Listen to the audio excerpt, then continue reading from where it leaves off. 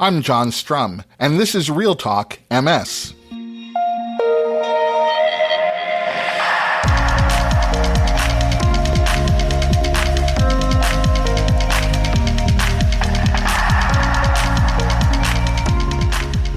It's November 18th, and we have a lot to talk about. November is National Family Caregivers Month, and as someone who spent 23 years as a caregiver, I want to give a special shout out to every caregiver in the Real Talk MS listener community. I also want to mention a great online resource that's available to MS caregivers. It's the MS Care Partner Connection, a web portal that was developed by I Conquer MS. And what makes this portal so special is that a team of MS care partners manually vetted every piece of content that you'll be able to access through the portal. So you'll find curated content about managing your finances, best practices for navigating the healthcare system, tips for maintaining and enhancing the relationship between a care partner and their loved one, and lots more. You'll even find an AI chatbot powered by ChatGPT that's ready to answer your caregiving questions. You'll find it all at mscarepartnerconnection.com, and we'll include that link in today's show notes. Being a caregiver for a loved one with MS isn't an easy job, and while it may consume hours of your time, often it's not your only job. Many caregivers are the only member of the family bringing in an income.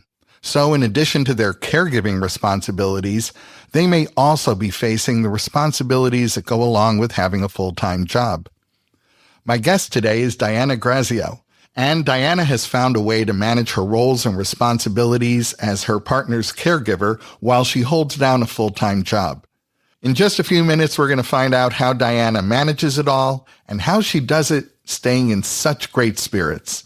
But before we get to my conversation with Diana Grazio, there are a few other things that you should know about.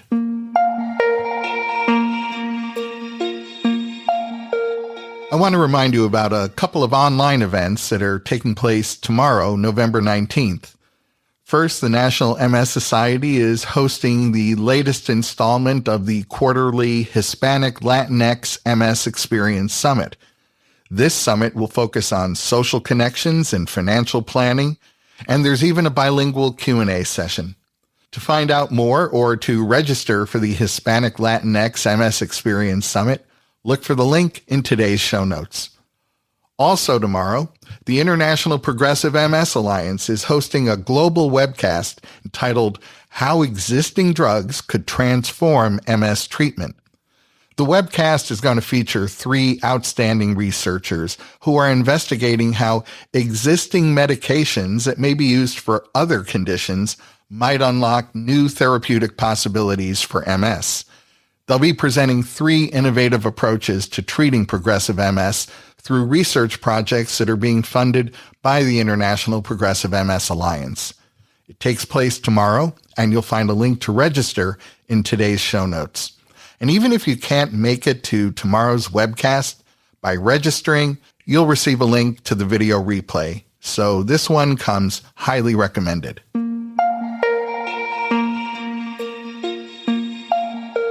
Over the past month, we've talked about how the federal government shutdown was affecting some people living with MS and how it could have affected many more. So the good news is that the shutdown has ended. Canceled flights will soon be restored, SNAP benefits are being resumed, and the government will be back at work. And while there's a promise that the Senate will consider restoring the premium tax credits to health insurance that millions of Americans purchase through the Affordable Care Act's healthcare marketplace, the bad news is that there's still no actual movement on restoring those tax credits. There isn't even a promise or guarantee that the issue will come up for a vote in the House of Representatives. And without those premium tax credits, beginning January 1st, health insurance premiums will skyrocket for millions of people, and health insurance will become completely unaffordable for millions more.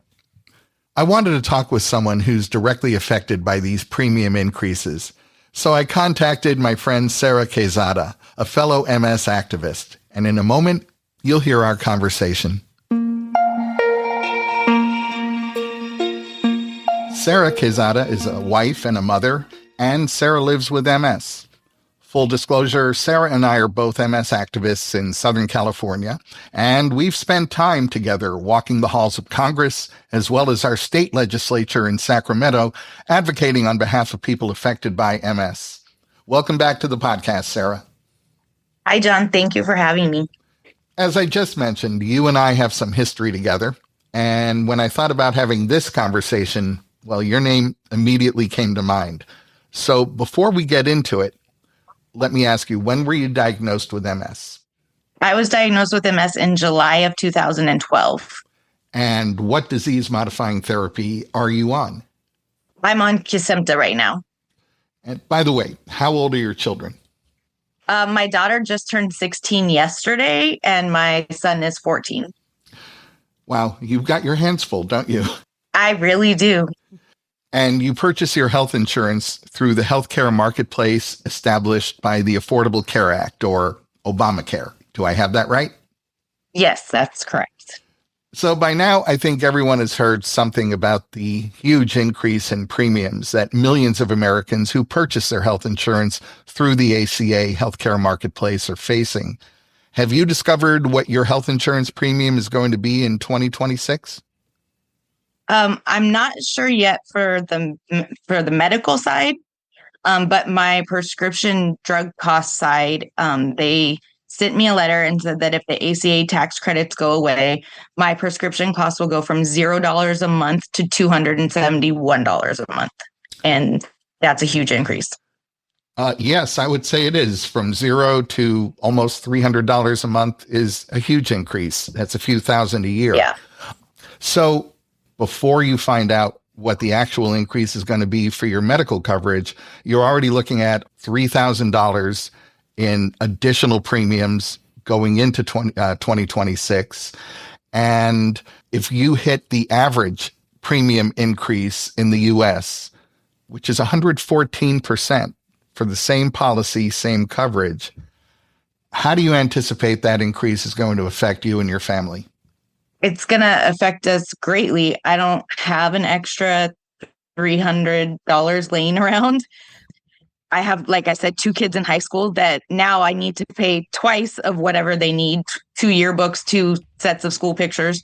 So if they need something, I'm going to prioritize that most likely. And then just even if we need like gas or groceries, I know that I would, and it's not a good decision, but I know I would choose like doing what my family needs over certain medications. Maybe like I have some that maybe I could push off a little bit. And then I have some that I definitely have to be, getting those prescriptions and taking care of that. So, it would be like hard to make certain choices because it's such a huge, huge increase. So basically, you're going to have to make choices between, do you put gas in your car? Do you buy groceries? Or paying for your medication? Yeah, basically. And those are all things that are like necessities that how do you prioritize which one is most important at that moment in time? How do you feel about all this? It's nerve-wracking. I'm really stressing about what the medical side will increase to. Obviously I have a neurologist and that's an important doctor, but I have a couple different comorbidities now from having MS. And some of those doctors are really important for me to see as well. It's just, it's a lot. It's just scary to not know how much it's going to be. And again, just the cost of what it might be. Yeah. If you could address Congress right now, what would you say to them? That Americans deserve access to affordable health care. That's not something that they worry about because, to my understanding, they have great health care in its lifetime. And so if they have access to great health care, why are we fighting to have access to affordable health care? Healthcare should be a right. It shouldn't be something that we have to stress out about or have to be worried about how we're going to pay to see our doctors or fill our prescriptions. it should just be something that like we have healthcare, and it shouldn't be juggling like this of making choices for this or that. I've heard other people with MS say that from a healthcare policy perspective, it just seems like now the deck is stacked against people with disabilities. What are your feelings about that? Well, I keep posting that I'm a pre-existing condition because I keep thinking about when I was first diagnosed with MS, they could deny my insurance, they could deny services because as a pre-existing condition of having like MS, it's a very expensive disease to have. And I just remember the days where they could be like, nope, we're not paying for this. When I was first diagnosed, I had a lot of mobility issues, and my insurance, I had private insurance through my work, and they gave me 12 physical therapy appointments to try to learn how to walk again. And that was it. I had a fight with them. My mom had a fight with them because just only having 12 physical therapy appointments was not enough to help me, get back to my standard of where I had been prior to MS. I remember those days, and we shouldn't go backwards. So how do you see this fueling your work as an MS activist? I keep contacting my representatives, and we just had a vote on something, and they all voted a certain way. And I just wrote them, like, I emailed their offices a quick thank you note that I appreciate that they're fighting for Americans to have access to affordable health care. Well, Sarah, I want to thank you for always being a strong voice for the MS community. And thanks so much for talking with me today. Thank you, John. There was much more positive news for people living with MS over this past week when Roche announced the results of their phase 3 clinical trials for fenebrutinib. In the trial for relapsing forms of MS, fenebrutinib significantly reduced the annualized relapse rate compared to Aubagio. And in the trial for primary progressive MS, fenebrutinib was shown to slow disability progression at least as effectively as Ocrevus. Fenebrutinib is an oral medication that's able to cross the blood-brain barrier and stop B-cell and microglia activity. And it's another disease-modifying therapy that's part of a new category of therapies called BTK inhibitors. The BTK stands for Bruton's tyrosine kinase, which is a long name for a protein that plays an important role in the development of B cells. A BTK inhibitor blocks the activity of this protein. And one thing that makes fenebrutinib particularly important is that it can cross the blood-brain barrier, so it can target those B cells in the central nervous system. Now, the FDA is already considering Sanofi's BTK inhibitor, tolebrutinib, for approval, and that decision is expected to be announced in about 5 weeks on December 28th. Based upon the positive results of their phase 3 clinical trials, Roche will be submitting fenebrutinib for FDA approval, and of course, we'll keep you updated as that process unfolds. As we were just discussing the unique advantage that BTK inhibitors have, their ability to cross the blood-brain barrier and inhibit B-cell activity in the central nervous system, I want to tell you about a new method for crossing the blood-brain barrier that's been developed by researchers at the University of Illinois. This method actually uses immune cells that are wearing what amounts to anti-inflammatory nanopacks. Imagine these cells traveling through the central nervous system, carrying packs of supplies. These nano-sized packs are filled with an anti-inflammatory drug called rapamycin, and the nanopacks help these cells target inflammation in the central nervous system.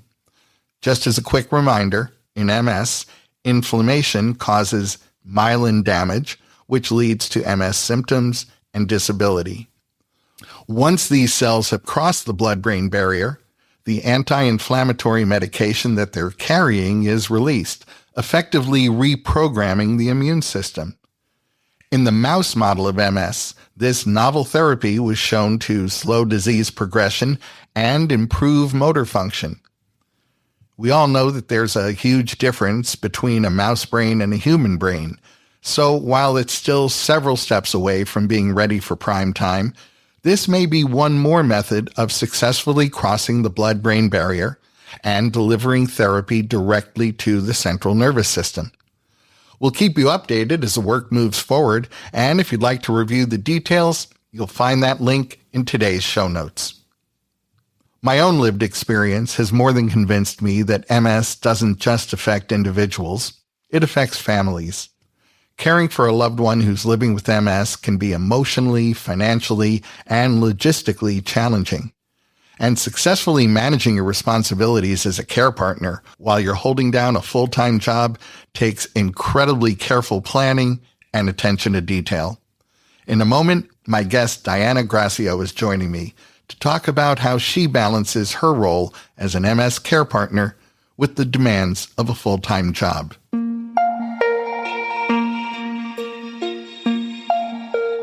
Caring for someone with MS can be emotionally, financially, and logistically challenging. And managing your role as a care partner while you're holding down a full-time job multiplies that degree of difficulty by a lot. Diana Grazio is joining me to talk about balancing two jobs, the one you get a paycheck for, and your role as an MS care partner. Diana brings over 30 years of experience in the events industry, along with a deep passion for her work. Since transitioning to remote work in 2020, Diana has embraced a more flexible lifestyle alongside her partner of 32 years. Welcome to the podcast, Diana. Thanks so much for having me, John. Happy to be here. Our listeners often hear snippets of my experience as my wife's care partner, so I'm especially happy to be talking with you today. And I hope you'll start us off by sharing a little about your journey as an MS care partner. Sure, I'm happy to. The journey began April of 2012 when David, my partner, was diagnosed with MS. Prior to that diagnosis, we had looked up on the internet a bunch of his symptoms, and we realized he checked the box in like so many of them. When we went to the neurologist to have the diagnosis, we said to the doctor, we think it's MS. And sure enough, it was. We weren't surprised, yet we were shocked. And it was tough. It's a tough diagnosis to get and to know what the future holds, especially how MS is different in every person. When I talk to people who are living with MS, they tell me one of the hardest things about living with MS is that uncertainty about the future. Frankly, I found that to be equally true when it comes to the hardest part of being an MS care partner. What have you found to be the hardest part of being a care partner?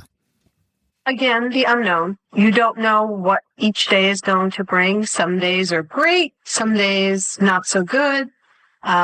It's a juggling act, and you have to see what works best for yourself and your partner. Whatever that happy medium is, that's where you have to go at this point. So you got to roll with it, as the saying goes. I find that time management is something that's important for everybody, but it's really essential for someone who's both caring for a loved one and working full time. What organizational techniques work for you? For me, I'm pretty much on a schedule. I don't have it written down, but I get up the same time every day. I exercise in the mornings. That's a little time for me. And then I pretty much work. I work from home. But David and I, we always have lunch at the same time to have that stability, and also dinner. So we're together at those points of the day. And we also try to go to bed at a decent hour, because rest, obviously, for MS patients as well as caregivers, super important. And I know so many people discount their sleep, but 6 to 8 hours, Dr. Diana says, is super helpful. It gives you more energy the following day. That is excellent doctor's advice, Dr. Diana. You mentioned how your day starts with doing something for yourself, in your case, exercise. Can you talk for a minute about the importance of planning me time for a care partner? we focus so much on doing things for others, or at least I can speak for this. Most women try to please others and do for others, and they neglect their own health or well-being or any of the above. You have to set that time aside. You need, whether it's a half hour or an hour, go for a walk, just go outside, just to have that time to yourself. It makes a huge difference. I recently started an Audible subscription. So if I have time, I will put on the headphones. I'm listening to books or podcasts. It's wonderful. And even though I love reading I'm an old school, I like reading a book in my hand. Having that Audible subscription is amazing. And it also kind of puts you into your own space for however long you want to listen or do whatever. Well, if you're looking for suggestions or recommendations for podcasts to listen to, I happen to know of a really good one that can be found on Audible. I'll tell you about it later. Me too. A few minutes ago, you mentioned how difficult the uncertainty, the unknown of living with MS can be. Some days are more difficult than others, and you never get a memo telling you when those days are going to occur. So how do you prepare for flares or exacerbations while you're holding a full-time job? There's really no way to prepare. You just have to be observant, be caring, be communicative, know that your partner may be having a bad day, whether he needs to have more sleep or less sleep. And I also know temperature affects MS patients dramatically. So sometimes in the warmer months, AC gets a little cooler. And so you just make those minor adjustments. You just have a plan in the back of your head saying, okay, he may need to rest. We can't do this today. Maybe we do that tomorrow. So just being very flexible, that is the best word I can say, and the advice I can give to care partners. Caring for someone with MS can require additional financial planning for long-term support. How has the whole subject of budgeting impacted your mindset as a care partner? We are working with a financial advisor we're looking at ahead. So what's going to happen as we age, and as David may need additional care, whether that's in a facility or having someone come into the home. We're covering all of those bases to ensure we have that financial stability in place. I also know there are long-term care plans. However, those are challenging for anyone with a pre-existing condition, especially MS, to try to get that coverage. And if you can get that coverage, it's astronomically priced. So try to save a little bit in the future for your needs, because there's no one else that can help you. Your insurance will help you, but having that little extra nest egg for those situations is a plus. I'm curious if you found any strategies or tricks or tips that have helped you manage the uncertainty of your work day. Just as MS can be uncertain and some days are worse than others, the same can be said about the job, and you have to deal with both parts of that equation. So what helps you manage your work? So I am very fortunate to have a very understanding boss. She knows the full situation. And she knows if I have to, typically everything is planned out, whether it is infusions or doctor or dental appointments are usually planned out months in advance. However, if something comes up, we have to run to a doctor or do something, I have that flexibility. I can run out for an hour or two or step away for an hour or two without having any fears, or I can come back to my job without any issues. I also travel. So knowing in advance when that travel is and planning in advance for when I'm away, it's usually successful because I know the steps I have to take. Again, being very organized and having notes. It makes a huge difference when I leave, and no one is here. Yes, I'm reachable always by text or phone, but still having that outline in place, it makes it much easier for both of us. Yeah, I could not agree more with basically everything you've had to say so far. But I think that whether one likes it or not, if you're going to be a care partner, you're going to learn how to plan in advance, aren't you? Oh, very much so. For anything, some people like to fly by the seat of your pants. You can't do it with this. You can't do it taking care of somebody. You have to know in advance. So it helps me in my overall life, aside from the care partner, but just planning in advance. I'm like, that was good. Last week I knew what we were eating every single day for dinner. Just simple little things like that. But obviously in the grand scheme of things for MS, it's a much bigger and more supportive way to help both of us. The Family and Medical Leave Act, or FMLA, allows eligible employees to take unpaid leave for caregiving responsibilities. I'm wondering whether you've had any experience with the Family and Medical Leave Act. Fortunately, I haven't, but I am aware of it. I participate in an ERG at my company, and I know people there who are caregivers and also have health issues. They have taken advantage of it, and we've talked about it in some of the sessions. So I know that's a valuable resource and something that everybody should look into if they ever need that. Being a care partner is a huge commitment, and it's a commitment in a lot of different ways. For some, it can be a physical commitment. For most, it is certainly an emotional commitment. And without a good plan, it often leads to burnout. And I'll say especially when your responsibilities as a care partner are combined with just everyday work-related stress. What helps you get through it all and avoid burnout? Having me time. Having that little bit of time is hugely important.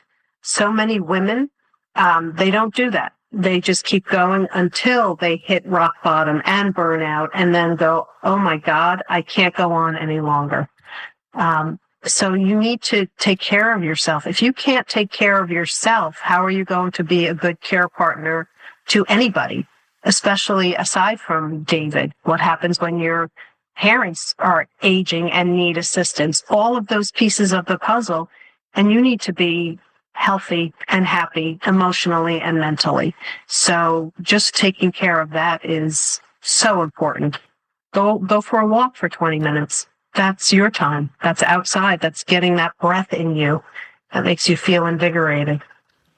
There's going to be someone, and perhaps more than one, who will be listening to our conversation because they had a loved one who was just diagnosed with MS.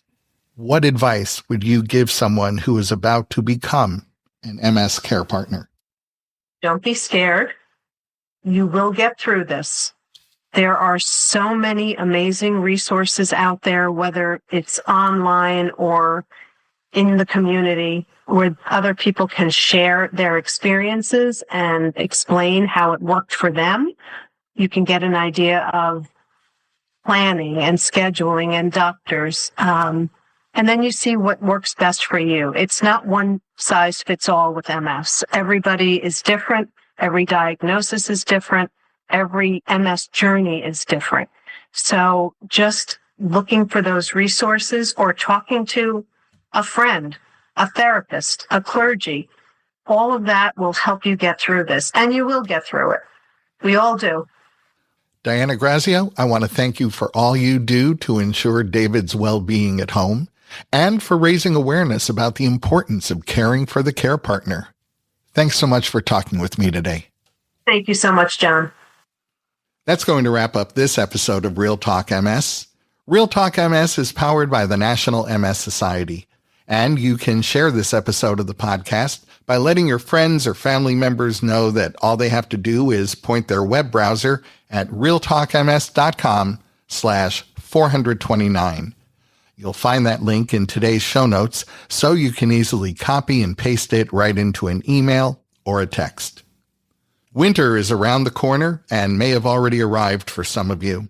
And while people living with MS are usually well acquainted with their sensitivity to heat, cold weather brings its own set of challenges.